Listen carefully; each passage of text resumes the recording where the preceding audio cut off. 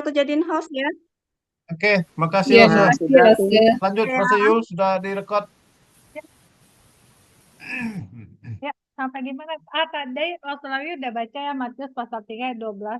Tadi kan kita kan eh, bagaimana Yohanes Pembaptis mempersiapkan jalan bagi Tuhan. Jadi Yohanes Pembaptis itu mempersiapkan jalan bagi Tuhan itu sebagai pembawa pesan.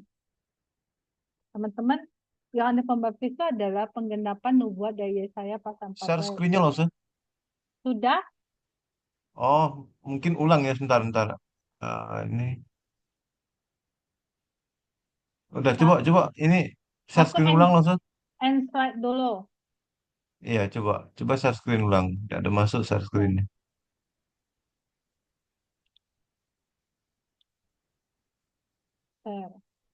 Ini sudah belum? Masih hitam sebentar. Udah oke, lanjut, gas. Tunggu dulu, aku mau, aduh, kok jadi gini ya? Mau tampilin, sudah tampil belum? Apa yang di layar teman-teman? Sudah, sudah. Maju dulu ya.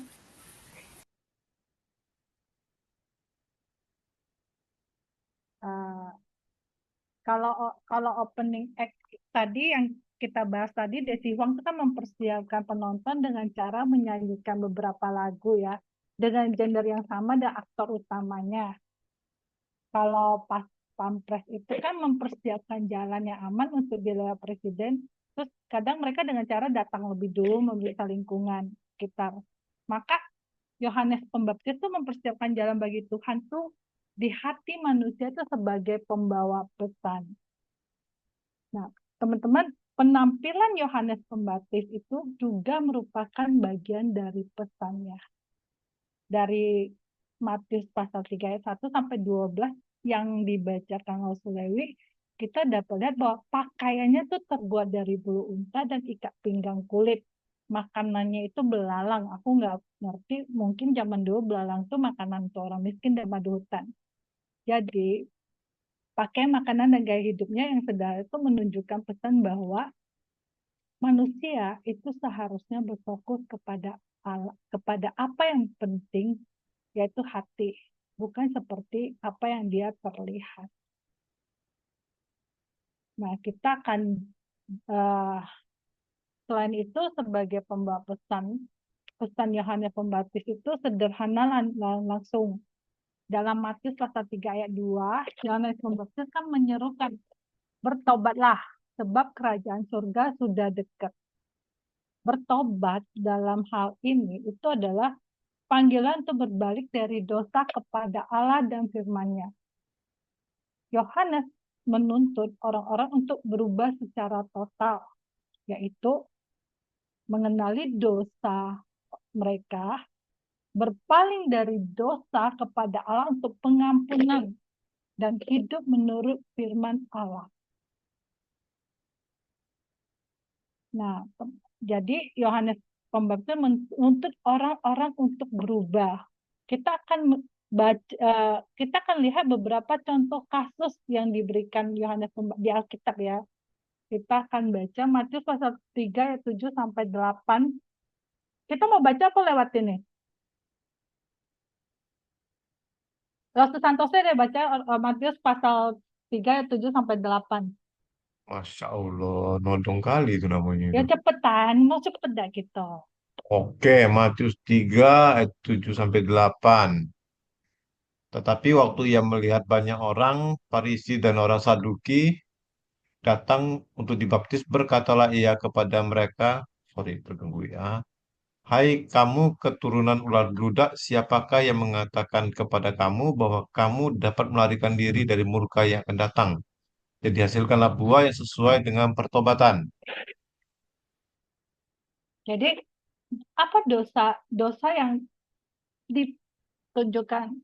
Kita tahu orang-orang Farisi dan Saduki sering merasa benar, mereka sombong karena mereka merasa pengetahuan agama mereka mungkin dalam ya.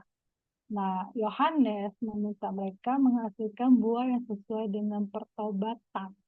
Kita lanjut ke Lukas pasal 3 ayat 10 sampai 11. Lause, Lause Tina ada nggak? Tina, kamu ada? Lewat kalau nggak ada Lause. Ada Lause. Oh ya, Lause Tina Sabar, ada itu. woi. Lausetina, Tuh, sabar, lagi hidupin ini. Bentar. Lausetina lagi masak. ini tuh kayak gelap tidak melihat apa-apa tahu. Bentar, Rose. Ah. Lukas 3 ayat 10 sampai 11. Orang banyak bertanya kepadanya, jika demikian, apakah yang harus kami perbuat? Bentar ya, Rose. Jawabnya, barang siapa mempunyai 2 helai baju, hendaklah ia membaginya dengan yang tidak punya, dan barang siapa mempunyai makanan, hendaklah ia berbuat juga demikian. Jadi teman-teman, kita tahu kalau manusia pada umumnya itu kan egosentris ya. Manusia tuh pada umumnya itu berpusat pada diri sendiri. Bahkan seringkali kita merasa kita tuh sering nggak mampu. Nah, jadi dosa kita adalah, dosa manusia itu adalah dosa egosentris. Tetapi Yohanes, dari sini kita melihat bagaimana Yohanes menyatakan bahwa pertobatan itu sebenarnya adalah berbagi dengan orang-orang yang membutuhkan. Kita ke pemungut cukai, Lukas pasal 3 ayat 12 sampai 13. Rosalinda Fernandos ada? Oke. Ada datang juga pemungut-pemungut cukai untuk dibaptis dan mereka bertanya kepadanya, Guru, apakah yang harus kami perbuat? Jawabnya, jangan menagih lebih banyak daripada yang telah ditentukan bagimu. Oke, Rosalinda dari sini dosa apa yang dibuat pemungut cukai? Mereka memungut lebih banyak dari yang seharusnya ya. Ya cepet ya, terus pertobatan apa yang seharusnya dilakukan pemungut cukai kalau mereka bertobat? Perilaku apa yang harus yang tadinya berdosa menjadi tidak berdosa? Nagih dengan yang seharusnya ya. Jadi Iya, berarti itu adalah jujur. iya, bukan hanya stop. Jadi bukan hanya stop mengambil lebih dari tentukan, tetapi juga kalau kita ingat apa yang pemungut cukai yang bertobat itu malah mengembalikan kepada yang Zakheus ya. Teman-teman ingat nggak sih Zakheus mengembalikan berapa kali lipat kepada orang-orang yang sudah dipungut lebih dari yang ditentukan ya. Nah, kita coba ke Lukas pasal 3 ayat 14. Minta lo, ada siapa lagi? Rasul Sacu loh, sacu. Linda Chow ya, Linda Chow. Oke, siap. Ayat 14. Dan prajurit-prajurit bertanya juga kepadanya, dan kami apakah yang harus kami perbuat? Jawab Yohanes kepada mereka, jangan merampas dan jangan memeras dan cukupkanlah dirimu dengan gajimu. Jadi dosanya apa Rasul Linda? Dosanya ya malu aku tanya. Jangan merampas dan jangan memeras dan cukupkanlah dirimu dengan Jadi gajimu. pertobatannya apa? Tambah jangan marah-marah, cu. Pertobatannya, ya Tambah jangan sadarlah, marah-marah, sabar, woi. jangan melebihi, jangan mengambil Iya. Jadi cukupkanlah dirimu dengan dirimu. gajimu. Ya, Bersyukur begitu ya Pak Bos. Jadi bagi karyawan, prajurit, jadi bagi mereka yang mempunyai otoritas, jangan menggunakan otoritas untuk merampas, memeras. Tetapi belajar bersyukur dan cukupkan diri dengan gaji. Nah, itu contoh dari bertobatlah. Sekarang kita akan lanjut ke kalimat sebab kerajaan surga. Kita lanjut dengan pesan sebab kerajaan surga sudah dekat. Teman-teman, ini kalau aku baca banyak, cuma teman-teman pasti lebih pintar dari aku. Jadi cepat aja ya. Apakah kerajaan surga itu? Kerajaan surga itu adalah kerajaan Allah. Kerajaan rohani yang merujuk kepada pemerintahan Allah atas umatnya. Nah, siapa sih umatnya? Umatnya itu orang dari seluruh dunia yang mengakui pemerintah Allah melalui Kristus dalam hidup mereka. Jadi kalau kita ingat bahwa Allah telah menjanjikan berkat bagi Daud, yang dimaksud itu ada kerajaan rohani ya, yang merujuk kepada pemerintahan Allah atas umatnya yang sudah ada tapi belum sempurna, akan sempurna ketika Tuhan Yesus datang kedua kali sebagai hakim. Nah, terus pesan yang selanjutnya adalah Raja itu sendiri akan datang. Teman-teman, Yohanes Pembaptis mendeskripsikan Tuhan Yesus di Matius pasal 3 ayat 10 sampai 12. Kita akan baca ya. Kayaknya tadi ada Ibu Rinti ya. Ibu Rinti bisa tolong bacakan.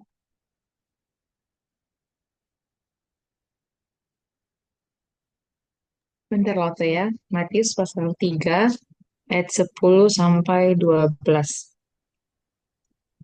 Kapak sudah tersedia pada akar pohon, dan setiap pohon yang tidak menghasilkan buah yang baik pasti ditebang dan dibuang ke dalam api. Aku membaptis kamu dengan air sebagai tanda pertobatan, tetapi Ia yang datang kemudian daripadaku lebih berkuasa daripadaku, dan aku tidak layak melepaskan kasutnya. Ia membaptiskan kamu dengan Roh Kudus dan dengan api. Alat penampis sudah di tangannya. Ia akan membersihkan tempat pengirikannya dan mengumpulkan gandumnya ke dalam lumbung, tetapi debu jerami itu akan dibakarnya dalam api yang tidak terpadamkan. Oke, teman-teman. Jadi Yohanes dari pasal 10 kita lihat bahwa Yesus Yesus adalah raja yang akan datang menghakimi. Dia akan datang kedua kali untuk menghakimi. Sebentar teman-teman, aku angkat telepon dulu boleh? Halo. Ya. Terus kedua, kita lihat bagaimana Yohanes itu menggambarkan Yesus itu sangat berkuasa, dia sangat agung. Yesus itu sangat agung. Kita lihat bagaimana Yohanes benar-benar menempatkan Yesus pada tempatnya, yaitu sebagai raja. Terus Yesus akan membaptis dengan Roh Kudus dan api. Dia akan mengumpulkan gandum dan membakar lalang. Dia akan pada akhir zaman nanti dia akan memisahkan antara orang benar dan orang jahat. Teman-teman, pertanyaannya, mengapa seruan bertobat penting sebagai persiapan bagi raja itu? Karena dosa. Dosa telah memutuskan relasi manusia dengan Tuhan. Sehingga manusia butuh selamat. Supaya setiap orang yang percaya kepadanya tidak binasa, melainkan beroleh hidup yang kekal. Jadi, bagaimana dengan kita? Apakah pesan Yohanes masih berlaku bagi kita? Ya, kita masih harus bertobat karena kita masih hidup di dalam dunia. Dan kita harus hidup yang menunjukkan fakta pertobatan. Karena kita tahu penghakiman akhir ada di masa depan. Apakah pertobatan adalah hal yang dapat dilihat? Pertobatan sejati seharusnya menunjukkan dirinya dalam tindakan. Jadi teman-teman, pertobatan itu artinya kembali kepada Allah. Jadi kita harus berubah radikal dari yang berubah radikal, diperbaharui dari yang tadinya berdosa, tadinya memusatkan pada diri sendiri, berubah kembali kepada Allah dan firman-Nya. Terus eager, selalu ada kerinduan untuk menyenangkan hati Allah, dosa secara aktif. Pray, berdoa untuk pengampunan. Karena kita masih di dalam dunia, kita rapuh, kita gampang jatuh ke dalam dosa, walaupun kita udah percaya Tuhan Yesus, maka kita harus terus menerus berdoa untuk pengampunan. Kita mohon dimampukan untuk menyenangkan hati Allah, bukan diri sendiri. Ingat, sebagai orang yang percaya telah ditembus Tuhan Yesus, enter, kita dijamin masuk ke dalam kerajaan surga, new, hidup baru. Mari kita hidup tidak lagi berusaha dengan cara kita sendiri, tetapi berdasarkan firman Tuhan, return, berpaling kepada Allah, berpaling dari dosa. Saat ini coba kita kenalin dosa spesifik apa yang melekat kepada kita. Setelah kita melihat pesan Yohanes Pembaptis, kira-kira perubahan perilaku konkret apa yang Tuhan tuntut sebagai wujud pertobatan kita. Sampai sini teman-teman, sorry kalau nggak konsen, benar-benar nggak konsen. Jadi silakan direview, diperbaiki, dan silakan ditambahkan menurut hikmat yang Tuhan berikan kepada kita. Thank you.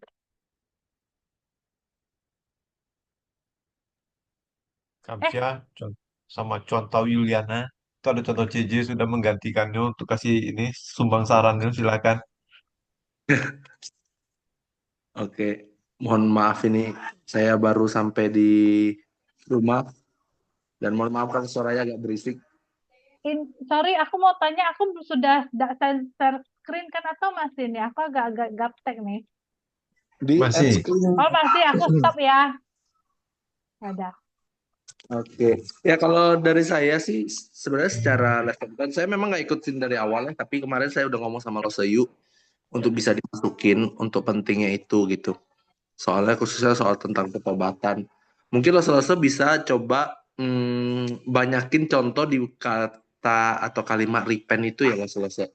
Jadi misalnya kayak tadi kan return, misalnya itu harus kembali gitu kan. Nah, misalnya langsung kasih contoh praktisnya tuh apa.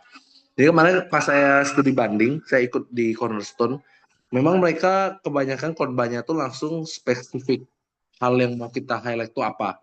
Jadi misalnya kita ngomong ada satu poin repent gitu kan, terus ada tadi ada bagian di bawahnya ada return. Nah, returnnya ini dalam hal apa? Langsung disebutin di situ, gitu ya. Terus tadi ada eager, gitu ya. Ada semangat untuk mau menyenangkan hati Tuhan, memuliakan Tuhan, meninggalkan perbuatan dosa.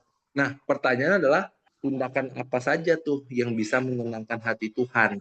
Nah, itu langsung dispesifikasi loh. Misalnya contoh nggak hanya soal baca Alkitab dan doa ya, tapi misalnya belajar dengan baik. Atau misalnya ini mau dikaitin dengan pertobatan dosa, berarti bisa dikaitkan dengan, oh kamu misalnya susah berhenti untuk ngomong kotor. Nah, itu boleh tuh di-highlight di situ. Saya tidak mau lagi ngomong kotor, saya mau menggunakan kalimat-kalimat atau kata-kata positif yang bisa membangun satu dengan yang lain. Nah, jadi menurut saya itu penting banget Rasul bisa detailkan di sana, karena itu akan jadi langsung bagian aplikasinya untuk anak-anak bisa mengerti, gitu ya. Kalau dari awal berdasarkan lesson plan kemarin saya udah singgung di evaluasi pribadi, jadi saya pikir itu tadi sudah masuk ke dalam presentasi kita hari ini gitu. Selebihnya menurut saya tinggal didetailkan saja di bagian repent itu. Nanti lo bisa bikin contoh-contohnya. Oke, itu saja kalau dari saya. Mungkin dari contoh Wilson ada tambahan kah? Atau mungkin Lo Desi?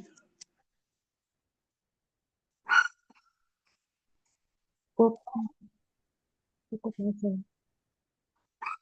Oke, dari las-las yang lain gimana? Ada yang kesulitan kah untuk dimengerti atau hal apa yang mau dipertajam?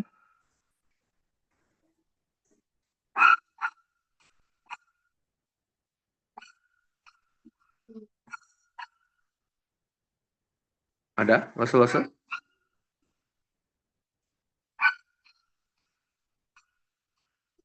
Kalau nggak ada, berarti saya kembalikan ke Los Santoso atau Los Lewi. Kamsia contoh. Rasul lain, ada masukan? Silakan sebelum kita tutup. Ada? Kalau Berarti nggak udah ada, sangat kita mengerti. tutup. Gimana contoh? Berarti udah sangat mengerti loh, Se. Iya, tinggal pilihannya, Be. Tinggal langsung juga gabungan berarti itu. Aku izin tanggal 12 nih. Aku kan berangkat tanggal 10. Waduh, Kak, waduh, Kak waduh. jujur, dia pimpin KP, dia kabur pula. Macam mana pula itu? Iya, Salah konsep gitu melenceng. kalau gitu. Hah? Jadi agak nggak konsen. Dah, Tuhan akan berkati. Oke. Agak-agak sibuk juga sih akhir-akhir ini. Tapi mudah-mudahan lo bisa bikin yang lebih baik. Oke, Amin. mungkin kalau nggak ada, kita tutup. Ya, Minta oke. tutup, minta doa. Boleh kita berdoa ya. Bapak Surgawi, kami mengucap syukur untuk kasih setia Tuhan yang sekali lagi kami boleh rasakan, khususnya di hari ini Tuhan menyertai kami dengan apa yang boleh kami lewati. Kami bersyukur untuk firman-Mu yang sekali lagi boleh menyapa kami, bawa kami Tuhan untuk selalu melihat dan mengandalkan Tuhan, khususnya untuk selalu bersandar kepada Injil-Mu, karena Engkau sajalah pengharapan kami, dan kami rindu semakin hari kami boleh semakin serupakan Engkau, meninggalkan segala perbuatan dosa kami, kegagalan kami, untuk boleh disempurnakan bagi kemuliaan nama Tuhan. Kami berdoa biarlah kiranya firman ini boleh dimengerti oleh remaja yang mendengarkannya, khususnya setiap kami lose-lose yang mempelajarinya. Terima kasih Tuhan, kami serahkan waktu selanjutnya dan waktu istirahat kami, kiranya nama Tuhan dimuliakan. Dalam nama Yesus kami berdoa. Amin. Amin. Oke, Terima kasih. selamat malam Contoh dan semua. Rasul. Ya, Contoh di malam. Bangka jadi sarang ya? Malam. Ini saya baru sampai Bangka loh, Se. Mohon maaf tadi Oh, delay. iya, iya, iya, iya. Iya. Saya Gimana minta kabar Contoh baby sama gitu? Pak Ketua aku izin minggu. Oke, siap. Rapat mau makan apa? Aku pesenin dulu. Yes. Nasi Padang beda gampang. Atau siomay mau siomay. Oh iya, kita besok minggu ini rapat ya. Iya, lo saya ingatnya kita rapat lanjut bahas program. Siap. Siomay atau nasi Padang, guys. Ya, boleh, semuanya boleh. Nasi Siomay. Padang Ayolah, Kak. boleh. Siomay kacang ocong tau. Cuma rebus. Oh iya, ya udah. Ya, Ada yang pilihan lain. Berarti minggu kedua rapat juga ya, Lause? Dua Benar? minggu ya?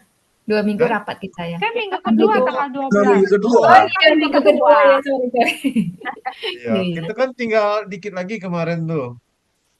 Untuk Iya, di benar. Desember kan Oke. banyak program, mudah-mudahan kita bisa cepat selesaiin program lah. Nggak tuh kaget. Siomay aja ya, biar aku praktek orangnya kirim nanti aku. Siomay. Boleh. Kalau Boleh, seil boleh. bay lah mau kasih kami makan apa. Iya, betul. Tim Oke saya ya, aja. makasih ya. Aku Oke, izin. terima kasih Aku semua. keluar ya. Bye. Saya minta waktu Lose Santoso sama Lose Lewi ya. Bentar Apa? di Zoom. Minta Iya, waktu iya, iya. Minta waktu Lose Santoso dan Lose Lewi Boleh, sebentar di boleh. Zoom. Oh, boleh. Ayo.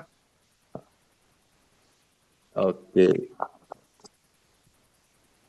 Terima kasih Lose yang lain. Haha. Masih direkam itu? Oh, masih Oh, iya. rekam? Oh iya benar. Sorry, lupa.